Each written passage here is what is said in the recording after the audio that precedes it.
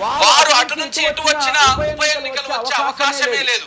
వారు అటు నుంచి ఇటు వచ్చిన వారంటే ఎవరు? ప్రతిపక్షంలో కూర్చున్నటువంటి సభ్యులు అటు నుంచి అందరికి వచ్చినా గానీ ఎంతమంది వచ్చినా గానీ ఉప ఎన్నికలు రానే రావు అని చెప్పేసి ఆయన స్పష్టంగా మాట్లాడారు. సభ్యులు ఆందోళన చెందాల్సిన పని లేదు. అంశం సుప్రీంకోర్టులో ఉన్నా నేను మాట్లాడొచ్చు. ఈ సభ నాకు ఇమ్యూనిటీ పవర్ ఇస్తుంది.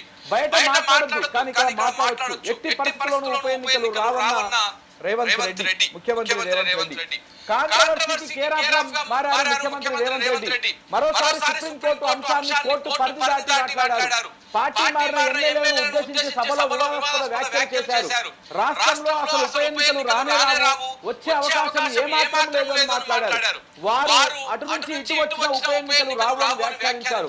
ఓవైపు ఎమ్మెల్యేల ఫిరాయింపు కేసును సుప్రీంకోర్టు చాలా సీరియస్ గా తీసుకున్నది. రీజనబుల్ టైం అంటే ఏంటి? ఆ పేరుతో స్పీకర్